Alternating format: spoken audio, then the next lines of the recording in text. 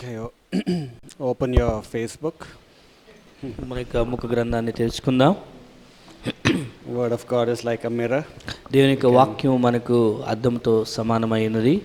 To Exodus chapter 31. నిర్గమాకాండము 31వ అధ్యాయము verses 13 to 15. 13 నుంచి 15 వరకు. Exodus 31:3-1, verse 13:1-3. నిర్గమాకాండం 31వ అధ్యాయము 13 నుంచి 15 వరకు. Speak thou also unto the children of Israel, saying, Verily my Sabbaths ye shall keep, for it is a sign between me and you throughout your generations, that ye may know that I am the Lord, that sanctify you. Ye shall keep the Sabbath therefore, for it is holy unto you. Every one that defileth it shall surely be put to death. For whosoever doeth any work therein, that soul shall be cut off from among this people. 6 days may work be done, but in the 7th is the Sabbath of rest, holy to the Lord. Whosoever doeth any work in the Sabbath day, he shall surely be put to death. So here, God is saying that 6 days you can work, but one day tell your boss to give off. You cannot work on those days. ఇక్కడ ఏమనుందంటే 6 దినములు మీరు పనిచేసి 7వ దినమున విశ్రాంతి తీసుకొనవాలనే విషయాన్ని తెలియజేస్తున్నారు. And then Joshua chapter 6, యెహోషువ 6వ అధ్యాయము verses 2 to 4. 6వ అధ్యాయం 2 నుంచి 4 వరకు. So God gave a commandment in Exodus that one day you have to give a day of rest, and 6 days only you can work. 6 రోజులు పని చేసి 7 రోజున విశ్రాంతి తీసుకోవాలని కోరుచున్నారు. And that day was a Sabbath day. ఆ రోజు అది సబ్బాతు దినంగా విశ్రాంతి దినంగా చెప్పబడింది. And we are doing a series on spiritual warfare now. ఇక్కడ మనం ఆత్మీయమైనటువంటి పోరాటముల గురించి నేర్చుకుంటూ ఉన్నాం. So Joshua is the book of the spiritual warfare for the Christians. యెహోషువ యొక్క గ్రంథము అనేటువంటిది ఆత్మీయమైనటువంటి పోరాటములను తెలియజేసేటువంటి విషయాన్ని తెలియజేస్తూ ఉన్నది. Joshua 6 verse 2, and the Lord said unto Joshua, See, I have given into thine hand Jericho, and the king thereof, and the mighty men of valor. And ye shall compass the city, all ye men of war, and go round about the city once. Thus shalt thou do 6 days. And 7 priests shall bear before the ark 7 trumpets of ram's horns. And the 7th day ye shall compass the city 7 times, and the priests shall blow with the trumpets. So here God is telling, 6 days your priests and your army must go around the city of Jericho. ఇక్కడ 6 దినముల మీరు ఎరికో పట్టణం చుట్టూ కూడా సైన్యం మొత్తం కూడా ప్రదక్షిణం చేయాలి అనే విషయాన్ని తెలియజేస్తూ ఉన్నారు. And on the 7th day 7 times you all should go, and then the battle will be won. 7వ రోజున 7 సార్లు మీరు తిరగడం ద్వారా యుద్ధంలో మీరు గెలుస్తారని తెలియజేశారు. And today we'll learn about serving on the Sabbath. సబ్బాతు దినమున సేవ చేయటం అనే దాని గురించి ఈ రోజు మనం నేర్చుకుందాం. God wants us to use our resting day in a spiritual manner. మనకున్నటువంటి విశ్రాంతి దినమును దేవుడు ఆత్మీయమైన విధానంలో వాడుకోవాలని దేవుడు తెలియజేస్తూ ఉన్నాడు. When we get a holiday, we waste our time. మనకి ఎప్పుడైనా ఒక సెలవు దినం వచ్చిందంటే ఆ దినాన్ని వ్యర్థపరుచుకుంటాం. The Sabbath was like a holiday for them. సబ్బాతు అనేటువంటిది సెలవు దినంగా ఉంది. And so holiday must be a holy day. పరిశుద్ధ దినం, ఇది సెలవు దినం అనేటువంటిది పరిశుద్ధ దినంగా మనం వాడాలి. God told Israel 6 days you should work, 1 day you have to take rest. 6 దినములు మీరు పని చేసి 7వ దినం ఒక దినం మీరు విశ్రాంతి తీసుకోవాలని ఇశ్రాయేలు ప్రజలకు దేవుడు చెప్పాడు. But here in the book of Joshua they are working all 7 days. ఇక్కడ యెహోషువ గ్రంథం దగ్గరికి వచ్చేసరికి చూస్తే అన్ని రోజులు కూడా పని చేస్తూ ఉన్నారు. They are not listening to the command of God also to rest one day. అక్కడ దేవుని యొక్క విశ్రాంతి దేవుడిచ్చిన ఆజ్ఞకి లోబడి వారి యొక్క విశ్రాంతి తీసుకోవడానికి ఇష్టపడలేదు. God himself told to take rest one day, and now God is telling in Joshua, you don't take rest. I want you to go and plan the victory. ఇక్కడ ఇంతకు ముందు చూస్తున్నట్లయితే ఒకరోజు విశ్రాంతి తీసుకోవాలని చేశారు, కానీ ఇక్కడ యెహోషువ గ్రంథం దగ్గరికి వచ్చేసరికి మీరు విశ్రాంతి తీసుకోకుండా 7 రోజులు కూడా మీరు వెళ్ళాలని తెలియజేస్తున్నారు. So we don't know when the starting day of the march was, but definitely on the Sabbath day they were going out of their houses. అది ఏ రోజున వారు ప్రారంభించారో మనకు తెలియదు, కానీ మొత్తానికి 7వ సబ్బాతు రోజు దినమున కూడా వారు బయటికి వెళ్తున్నట్లుగా చూస్తున్నాం. Either they were going once round Jericho on the Sabbath, or the battle 7 times was marching on the Sabbath day. బహుశా అది ఒక రోజు అవ్వచ్చు, ఒకసారి సబ్బాత్ రోజున ఒకసారి వెళ్ళి ఉండొచ్చు, లేదా 7 సార్లు వాళ్ళు ఆ యొక్క పట్టణం చుట్టూ తిరిగి ఉండొచ్చు. That if you all want to know deeply which day it was, you all can ask the rabbis on Google. ఆ విషయాలు ఇంకా ఎక్కువ తెలుసుకోవాలంటే గూగుల్లో ఉన్నటువంటి విషయాల ద్వారా తెలుసుకోవచ్చు. Or do some historical search in Isagogics.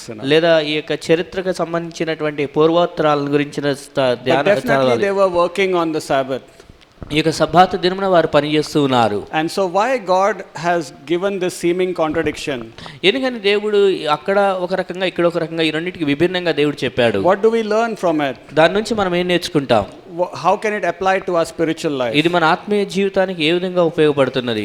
God does not want us to make an idol of our comforts. మనకున్నటువంటి సుఖాన్ని మనకి ఒక విగ్రహంగా మార్చుకోవాలని దేవుడు కోరుకోవట్లేదు. Yes, God is the one who tells us to take rest and come aside to refresh ourselves, but that should not become an idol for us. దేవుడు మనల్ని ఒక దినాన్ని సెలవు తీసుకోమన్నాడు, ఒక పూట విశ్రాంతి ఉండమన్నాడు, కానీ అది మనకి ఒక విగ్రహంగా మారకూడదు. When there is work to be done and we are living a comfortable life and not serving God, our comforts become an idol. పని చేయవలసిన దినమప్పుడు కూడా దేవునికి సేవ చేయకుండా విశ్రాంతి తీసుకొని సుఖంగా ఉండాలనుకోవటము అనేది ఒక విగ్రహంగా అవుతుంది. Pastor Shala preached one message once, comfort, you are not my God. Comfort, you are not my God. ఈ యొక్క సుఖాన్ని గురించి పాస్టర్ శబలి గారు ఒక మెసేజ్ చెప్పారంట, ఒక సుఖమా నువ్వు నా దేవుడు కాదు అనే విషయాన్ని. And so many believers today, they love their bed, they love their holidays, and they don't do anything spiritual and they make it an idol. అనేక విశ్వాసులు వారి యొక్క సుఖమును ప్రేమించేటువంటి వారుగా నిద్రాశక్తులు కలిగిన వారినై ఉండి దాని యొక్క ఆత్మీయ కార్యక్రమాలు ఏం చేయకుండా ఉన్నవారై ఉంటారు. Tomorrow is my holiday, I will sleep till 11 o'clock. రేపు నాకు సెలవు కాబట్టి 11 దాకా పడుకుంటాను అనుకుంటారు. And I don't have any work to do tomorrow because it's my holiday. Please don't disturb me. రేపు నాకు సెలవు కాబట్టి నన్ను ఇబ్బంది పెట్టొద్దు, రేపు నేను పడుకుంటాను అన్నట్లు తెలియజేస్తారు. So in their soul they have put a do not disturb sign even to God. దేవునికి కూడా వాళ్ళు ఏం చేస్తారంటే నన్ను డిస్టర్బ్ చేయొద్దని దేవుడికి కూడా చెప్తారు వాళ్ళు. And so we should not rest unless we are established in the land. మనం యొక్క భూమి మీద స్థిరపరచబడేంత వరకు కూడా మనం విశ్రాంతి తీసుకోకూడదు. These people are not established yet in the land. That's why God is saying, I want you to go and do something. నువ్వు ఇంకా ఇశ్రాయేల్ ప్రజలు ఇంకా వాగ్దాన ప్రాంతానికి వెళ్ళి ఇంకా చేరలేదు కాబట్టి మీరు వెళ్ళి మీరు చేయవలసిన పని ఉంది, మీరు వెళ్ళండి చేయండి అని దేవుడు చెప్తున్నాడు. How can we rest when there is still lot of work to be done? చాలా పని ఎదురు చూస్తూ ఉండగా ఆ పని చేయకుండా మనం ఏ విధంగా విశ్రాంతి తీసుకోగలం? Souls can be perishing and I am snoring. ఆత్మలు నశించిపోతూ ఉంటే మనం మాత్రం నిద్రతో ఉంటాం.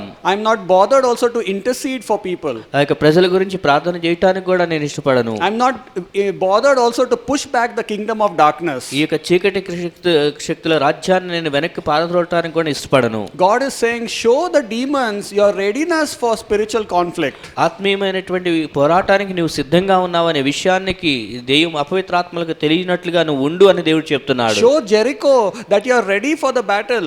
ఈ యొక్క యెరికోలో నువ్వు యుద్ధం చేయడానికి సిద్ధంగా ఉన్న విషయాన్ని యెరికోకి తెలియజేస్తున్నాడు. When we are showing demons that we are praying, we are fasting, we are reading the Bible, they will tremble. మన ఉపవాసం ఉన్నప్పుడు ప్రార్థన చేసినప్పుడు బైబిల్ చదివినప్పుడు ఈ యొక్క అపవిత్రాత్మలు అనేవి వణికిపోతూ ఉంటాయి. You know what is an easy target for hunters? ఈ యొక్క వేటగాళ్ళకి ఏది చాలా తేలికైనటువంటి పని ఏంటో తెలుసా? It is a sitting duck, they call it. కేవలం కూర్చొని ఉండటం అనేటువంటిది చాలా తేలిక.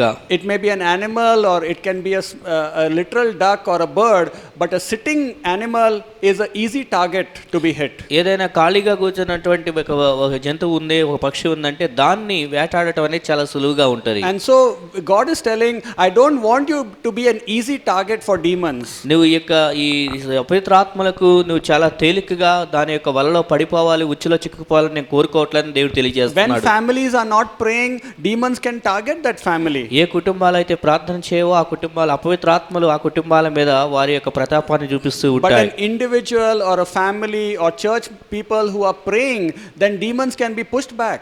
ఎక్కడైతే ప్రార్థన చేస్తూ కుటుంబాలు వ్యక్తిగతంగా ఒంటరిగా ఉంటారు అలాంటి వాళ్ళ దగ్గర అపవిత్రాత్మలు వెనక్కి వెళ్ళిపోతూ ఉంటాయి. And we need to push back the enemy so that we can have the real rest in our lives. ఈ యొక్క శత్రువుని మనం వెనక్కి త్రోలివేస్తూ ఉన్నప్పుడు మనకి నిజమైనటువంటి విశ్రాంతిని అనేటువంటి దాన్ని పొందుకుంటాం. God does not want us to taste the comfortable life when there are problems. సమస్యలు ఉన్నప్పుడు దేవుడు మనల్ని సుఖవంతమైన జీవితాన్ని రుచి చూస్తూ ఉండమని దేవుడు చెప్పట్లేదు. And so he's saying, don't keep the Sabbath on this time because you have to fight. నువ్వు పోరాటం చేయవలసి ఉంది కాబట్టి ఈ సందర్భంలో నువ్వు విశ్రాంతి తీసుకోవద్దని దేవుడు తెలియజేస్తున్నాడు. God wants us to pick up the weapons of prayer, of fasting, all these spiritual weapons, so that we can make inroads against the kingdom of darkness. ఈ యొక్క చీకటి రాజ్యానికి వ్యతిరేకంగా మనం ఎప్పుడు కూడా ఈ మన ఆయుధాలను పట్టుకొని పోరాటానికి సిద్ధంగా ఉండాలని దేవుడు కోరుచున్నాడు. And so we should be people who are risk takers and not just living a comfortable life. ఈ కష్టాన్ని కూడా మనం భరించడానికి సిద్ధంగా ఉండాలి కానీ సుఖాన్ని కోరుకుని సౌఖ్యానికి ఇష్టపడే వారంగా ఉండకూడదు. Not playing it safe, not playing it easy also. ఏదో మనం అంతా క్షేమంగా ఉండాలి, అంతా తేలిగ్గా అయిపోవాలి అన్నట్లుగా ఉండకూడదు. Our rest, God is teaching them, our rest can only come in unity with the body of Christ. క్రీస్తు యొక్క సంఘంతో మనం ఐక్యతగా కలిగి ఉన్నప్పుడు దేవుని యొక్క విశ్రాంతి మనం పొందుకుంటాం. మనకు కావాల్సిన విశ్రాంతాన్ని దేవుడు తెలియజేస్తున్నాడు. Instead of keeping the Sabbath, he's saying go to church, be with the assembly. ఈ యొక్క విశ్రాంతి సబ్బాత్ దినాన్ని ఆచరిస్తూ ఉండే బదులు మందిరం దగ్గరికి వెళ్ళి దేవుని యొక్క ప్రజలతో సమాజంలో చేరి ఉండాలని దేవుడు తెలియజేస్తున్నాడు. When we are with the assembly of God, when we are united and one with the people of God, that's your Sabbath, that's your rest. ఎప్పుడైతే మనం దేవుని ప్రజలతో వెళ్ళి ఒకటిగా ఉంటామో అది మనకి నిజమైన విశ్రాంతి అయి ఉంటుంది. I will do something that will take care of you. నీకు కావాల్సినటువంటి వాటిని నేను చూసుకుంటానని దేవుడు చెప్తున్నాడు. As Abhishek was saying, we are coming to church, we are listening to the word, our faith is increasing and we are getting peace. Abhishek చెప్పినట్లుగా మనం వస్తున్నాము, దేవుని యొక్క వాక్యాన్ని దేవుని యొక్క మందిరంలో వింటున్నాం. వాక్యం వినడం ద్వారా మన వాక్యంలో విశ్వాసాన్ని పొందుకొని సమాధానం అనేటువంటి దాన్ని కూడా పొందుకుంటున్నాం. In our houses we are disturbed, but we hear a good song, we hear a good testimony, we hear a good message and we have peace imparted to us. మన కుటుంబాల్లో ఉంటే గృహంలో ఇబ్బంది పడుతూ అనేక రకాలైన డిస్టర్బెన్స్ వస్తూ ఉంటాయి, కానీ మందిరానికి రావడం ద్వారా వాక్యాన్ని వింటాము, సాక్ష్యాలు వింటాము, అవి మనల్ని ప్రోత్సహించేవిగా ఉంటాయి. So God is telling them, instead of just sleeping in your houses on the Sabbath day, be united with the body of Christ. అలాగే ఇక్కడ ఏమంటారంటే నీ విశ్రాంతి దినం ఇంటి దగ్గరకు పడుకుంటూ ఉండే బదులు దేవుని యొక్క ప్రజలతో ఉండాలని దేవుడు తెలియజేస్తూ ఉన్నాడు. And not just be united to them marching around, but also fulfill the purpose of the kingdom of God. కేవలం ఆ యొక్క సమాజంతో తిరుగుతూ ఉండటమే కాదు, దేవుని యొక్క రాజ్యాన్ని గురించిన ఉద్దేశాలని నెరవేర్చే పనిలో ఉండాలి. They must know why they are marching and we also must know why we are coming to church. వారు ఎందుకు ఆ యొక్క చుట్టూ తిరుగుతున్నారో వారి యొక్క ఉద్దేశం తెలుసుకొని ఉన్నారు. అలాగే మనం కూడా మందిరానికి ఎందుకు వస్తున్నామనే ఉద్దేశాన్ని ఎరిగిన వారమై ఉండాలి. We must understand that we are coming to receive a revelation from God. దేవుని నుండి కొన్ని ప్రత్యక్షతలు పొందుకోవడానికి మనం వస్తున్నాం అనే విషయాన్ని గ్రహించాలి. I want to be of service in the kingdom of God. దేవుని యొక్క రాజ్యంలో నేను కూడా సేవ చేసే వ్యక్తిగా ఉండాలని కోరుకోవాలి. So they are marching around for a purpose. ఈ యొక్క ఉద్దేశంతో వారందరూ కూడా ఈ యొక్క పట్టణం చుట్టూ తిరుగుతున్నారు. And we are also united with the body of Christ, not just ordinary members, but to be prayer warriors and fighters for his kingdom. మనం కూడా సంఘంతో ఉన్నాము అంటే కేవలం ఏదో సాధారణమైన వ్యక్తులుగా మిగిలిపోవడం కోసం కాదు, కానీ వారితో కలిసి ప్రార్థనా యోధులుగా దేవునికి సేవ చేసే వారంగా ఉండటం కోసం మనం ఉండాలి. And when we fulfill the purposes of God in the church, we are automatically having rest given to us.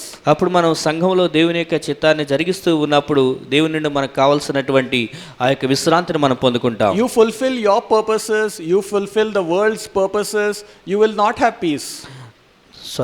If you fulfill your own purposes, you will not have peace. నీ యొక్క సొంత ఉద్దేశాలను నువ్వు నెరవేర్చుకున్నట్లయితే నువ్వు నిజమైనటువంటి సమాధానం పొందలేవు. And you fulfill anybody's purpose that suggests things to you, you will not have peace. ఏదైనా ఎవరైనా ప్రజలు ఇచ్చిన సలహాను పాటించుకొని దాని చిత్తాన్ని నెరవేర్చాలనుకుంటే దాని విషయంలో కూడా నువ్వు సమాధానం పొందుకోలేవు. And so he wants the people of God to go forward with a purpose. కాబట్టి ఈ దేవుని యొక్క ప్రజలైనటువంటి వారు దేవుని యొక్క ఉద్దేశాలతో ముందుకు వెళ్ళాలని దేవుడు కోరుచున్నాడు. The most important thing for us is to find our purpose in the church. మన యొక్క ప్రాముఖ్యమైన పని ఏంటంటే మన సంఘంలో మన యొక్క ఉద్దేశం ఏమై ఉన్నది, మన పని ఏమై ఉన్నది అనే కర్తవ్యాన్ని తెలుసుకొని ఉండటం మన భాగ్యం. Be established in what God wants you to do for his kingdom, and he will give you peace. దేవుని యొక్క సంఘములో దేవుడిని నేను చేయమంటున్నాడు, ఆయన రాజ్యం కొరకు దాని కొరకు స్థిరపరచబడి ఉంటే దేవుడు తన సమాధానాన్ని ఇస్తాడు. You will have a meaningful life and you will realize that this is the call of God for my life. అప్పుడు నీ జీవితానికి ఒక అర్థాన్ని కలిగి ఉంటావు, అలాగే ఇది నా జీవితంలో ఇది దేవుని పిలుపై ఉన్నది అనే విషయాన్ని కూడా తెలుసుకుంటావు. And here another thing, one wonderful thing is telling them on the Sabbath day. ఆ యొక్క సబ్బాత్ దినమున మరొక అద్భుతమైన విషయాన్ని దేవుడు తెలియజేస్తున్నాడు. He is trying to teach us that we need to show others that we are at rest even when we are busy. మనం దేవుని కొరకు పనిచేస్తూ ఉన్నప్పుడు కూడా మనం విశ్రాంతిలోనే ఉన్నాము అనే విషయాన్ని ఇతరులు కూడా తెలుసుకోవాలని దేవుడు ఇక్కడ జ్ఞాపకం చేస్తున్నాడు. Even when we are doing our responsibilities, you can have rest in your soul. మన యొక్క బాధ్యతలు చేసే సమయంలో కూడా మన మనసులో మాత్రం నెమ్మదిని కలిగి ఉండగలం. So through this incident, he's teaching them that Sabbath does not mean only sleeping for long hours. Sabbath is an inward thing. ఈ యొక్క సబ్బాతు అంటే ఏదో ఎక్కువ గంటల సేపు నిద్రపోవడం అనేది కాదు, కానీ సబ్బాతు అనే విశ్రాంతి మన హృదయానికి మనసుకి ఉండాలి అనే విషయాన్ని దేవుడు And తెలియజేస్తున్నాడు. we have faith rest inside of us, even though we have lot of responsibilities. అనేకమైన బాధ్యతలు ఉన్నప్పటికీ మన హృదయంలో విశ్వాసంతో కూడిన విశ్రాంతిని కలిగి ఉంటాం. Hey, you have so many duties. How come you're still cheerful? నీకు చాలా బాధ్యతలు ఉన్నాయి కదా, అయినప్పటికీ ఎలాగ నువ్వు చిరునవ్వుతో ఉన్నావు అన్నట్లుగా ఉంటావు. How come you are not troubled by all the events in your life and you are at rest? నువ్వు అనేక విషయాలు ఉన్నప్పటికీ నువ్వేమాత్రం కూడా కలత చెందట్లేదు, విశ్రాంతి నెమ్మదిగా ఉన్నావు అనే విషయాన్ని గ్రహిస్తారు. And so many believers, they are serving God and they are doing their responsibilities, but they don't have peace inside. అనేక విశ్వాసులు వారి యొక్క దేవుని సేవ చేస్తూ అనేక బాధ్యతలు చేస్తున్నారు, కానీ అయితే వారి నిజమైన నెమ్మదిని హృదయం కలిగి ఉండలేదు. And so they complain, they worry, they are anxious, they are troubled, frustrated. Many things happen in their life. అందుకని వాళ్ళు చాలా రకాలుగా చింతించేటువంటి వారుగా, బాధపడేవారుగా, ఫిర్యాదు చేసేవారుగా, కలత చెందేవారుగా ఉంటూ ఉంటారు. God is saying you don't have to rest in order to work. You can work and have rest inside. మనం పని చేయటం కోసం విశ్రాంతి తీసుకోవాలనేది కాదు, కానీ పని చేస్తూ కూడా మన యొక్క మనసులో విశ్రాంతిని కలిగి ఉండొచ్చు అని దేవుడు తెలియజేస్తున్నాడు. We work in rest. మనం విశ్రాంతిలోనే పని చేసేవారమై ఉంటాం. Just like Abhishek said, we are in grace, we are also in rest. We are in the finished work rest. ఏ విధంగా అయితే అభిషేక్ చెప్పాడో మనం కృపయందు ఉన్నామని, అలాగే ఇప్పుడు దేవుడు సంపూర్ణం చేసిన ఆ యొక్క దేవుని యొక్క కార్యంలో మనం విశ్రాంతి పొందుతూ ఉన్నాము. And that's, if you are connected to the finished work, you are connected to God by faith. మనం ఇక దేవుని సంపూర్తి చేసిన పనిలో మనం ఉన్నాము అంటే దేవునిలో మనం సంబంధించిన వారమై ఉంటాము. And so God is telling the people of Israel that I want to reign in your life, in your schedules and in your responsibilities. ఇక్కడ ఇశ్రాయేల్ ప్రజలకు దేవుడు ఏమంటే నీ జీవితంలో నీకున్నటువంటి పని బాధ్యతల్లో నేను పరిపాలన చేయాలని కోరుకుంటున్నానని దేవుడు చెప్తున్నాడు. I will give you the rest even in the commandments that I tell you to do. నేను నీకు చెప్పిన ఆజ్ఞలు పాటించే విషయంలో కూడా నేను నీకు విశ్రాంతిని ఇస్తానని దేవుడు చెప్తున్నాడు. And so it is not about your physical rest that will energize you, it is my spirit that will energize you. ఏదో శరీర సంబంధమైనటువంటి విశ్రాంతి నీకు శక్తినిచ్చేది కాదు, కానీ ఆత్మీయమైనటువంటిది శక్తినిచ్చేదిగా ఉంటున్నది. You may be physically rested, but you may not have inner peace. నువ్వు శరీరరీతిగా ఎంతో విశ్రాంతి తీసుకుని ఉండొచ్చు, కానీ ఆత్మలో నెమ్మది లేనటువంటి వారంగా ఉండాం. When God reigns in our lives, we can be quickened by the power of grace. అయితే దేవుడు మన హృదయంలో పాలన చేస్తూ ఉన్నప్పుడు ఈ యొక్క కృపాశక్తి చేత మనం బలం పొందుకునే వారమై ఉంటాము. He's saying you just go out and I will quicken you, even though you have been going for 6 days, I will quicken you every time. 6 రోజులు కూడా పనికి వెళ్తున్నప్పటికీ మళ్ళీ వెళ్ళు, అయితే ఎందుకంటే నేను నిన్ను బలపరుస్తానని దేవుడు చెప్తున్నాడు. There is no burnout for Christian, there is no weariness for the Christian when we understand the quickening of grace. ఎప్పుడైతే ఈ కృపను గురించినటువంటి విషయాన్ని, అది బలపరుస్తుందనే విషయాన్ని మనం గ్రహిస్తామో అప్పుడు ఏమాత్రం కూడా మనం దాని గురించి కలత చెందేవారంగా, అలసట పొందేవారంగా ఉండము. And so God is telling them, I want you to delight in my commandments and obedience. దేవుడు ఏం తెలియజేస్తున్నాడంటే నా యొక్క ఆజ్ఞలు పాటించే విషయంలో నువ్వు ఆనందించేవాడవై ఉండాలని దేవుడు నేను చెప్తున్నానని దేవుడు అంటున్నాడు. And so he is telling, forget about yourself, delight in my will. నిన్ను గురించి నువ్వు మర్చిపోయి నా చిత్తమందు నువ్వు ఆనందించేవాడవై ఉండు అని దేవుడు చెప్తున్నాడు. Oh, when will I get rest? Too much of work in the church, too much of work in the ministry. And we become weary and we complain. పరిచర్యలో చాలా పనులు ఉన్నాయి కాబట్టి ఎప్పుడు నాకు విశ్రాంతి వస్తుంది అని మనం ఫిర్యాదు చేసే వారంగా ఉంటాం. And he's trying to teach them by this 7-day work. He's telling them, delight in serving me every day. ఇక్కడ 7 రోజులు కూడా వెళ్ళమన్నాడు అంటే దాని అర్థం ఏంటంటే నాకు సేవ చేసే విషయంలో నువ్వు ఆనందించేవాడవై ఉండాలని దేవుడు చెప్తున్నాడు. God could have easily made it 4 days only you have to march around. Why did he have to make it all 7 days? ఇక్కడ దేవుడు 4 రోజులే ఎల్లుండని చెప్పుండొచ్చు, కానీ 7 రోజులు ఎంతమని ఎందుకు చెప్పాడు? And 5th day will be the victory day. That is grace maybe. 4 రోజులు వెళ్తే చాలు, 5వ రోజున విజయం వస్తుందని, అది కృపకు తెలియజేస్తుందని చెప్పుండొచ్చు. But he made it every day of the week. అయితే వారంలో ప్రతి రోజు కూడా నువ్వు వెళ్ళాలని చెప్పాడు. Because every day we need to delight in serving him. ఎందుకంటే దేవునికి సేవ చేసే విషయంలో ప్రతి రోజు మనం ఆనందించే వారమై ఉండాలి. So we are serving a greater purpose than ourselves. మనకన్నా కూడా దేవుని యొక్క గొప్ప సేవకు ఉద్దేశాల కొరకు మనం సేవ చేసే వారమై ఉండాలి. When we are getting weary in the service of God, we will consider ourselves.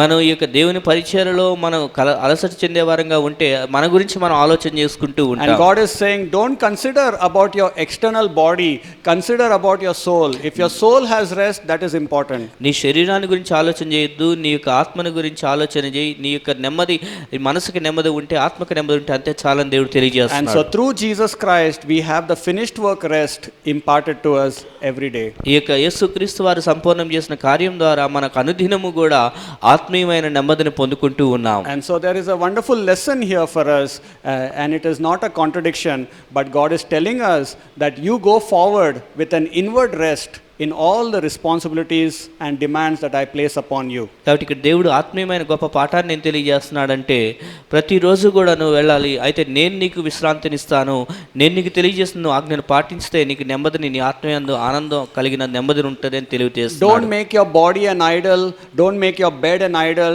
don't make your house an idol. Delight in serving me.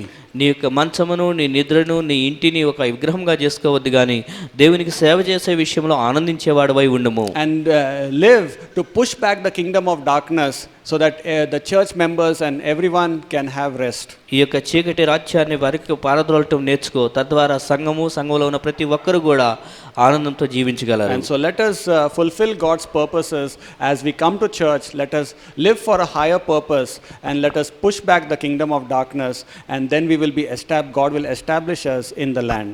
మనం దేవునికి మందిరానికి వస్తూ ఈ యొక్క చీకటి శక్తులను వెనక్కి పారద్రోలటం నేర్చుకుంటే సంఘంలో ఆత్మీయమైనటువంటి నెమ్మదిని పొందుకుంటూ స్థిరంగా భూమి మీద స్థిరపరచబడతావు. One day you take rest from prayer, you see your whole day will be spoiled. నువ్వు ప్రార్థన చేయకుండా ఒక రోజు నెమ్మది విశ్రాంతి తీసుకుందాం అనుకుంటే ఆ వారం అంతా కూడా పాడైపోవడం నువ్వు చూస్తావు. One day you don't read the Bible, how weak and how frustrated your life is. ఒక రోజు బైబిల్ చదవకపోతేనే బలహీనంగా ఎంత బలహీనపరచబడతామో, లేకపోతే వారం అంతా ఎంత కలత చెందాల్సి వస్తుందో ఒకసారి ఆలోచన చేయండి. And so when we are serving God, there is no Sabbath for us. అయితే దేవునికి సేవ చేస్తూ ఉన్నప్పుడు మనకి ఇక నెమ్మది లేకపోతే విశ్రాంతి అనేటువంటిది అవసరం లేదు. There is a Sabbath inside of us 24/7. 24 గంటలు 7 రోజులు కూడా మనలో ఆత్మలో విశ్రాంతి పొందే వారంగా ఉంటాం. Does not mean you cannot sleep.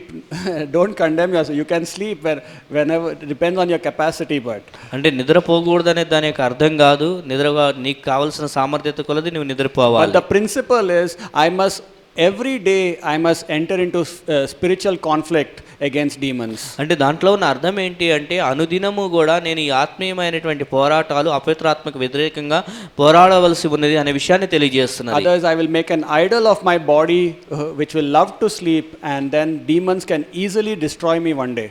ఆ విధంగా చేయకపోయినట్లయితే, నేను ఈ శరీరాన్ని విగ్రహంగా చేసుకున్నట్లయితే ఈ యొక్క అపవిత్రాత్మలు మన శరీరాన్ని పాడు చేసేవిగా ఉంటాయి. And so let us not be sitting targets for demon armies. కాబట్టి ఈ యొక్క సాతానుడి యొక్క దెయ్యముల యొక్క అపవిత్రాత్మలకి మనం వాటికి ఉరిగా ఉండేటట్లుగా, వాటికి వేటగా ఆడటానికి తేలిగ్గా ఉండేటట్లుగా ఉండవద్దు.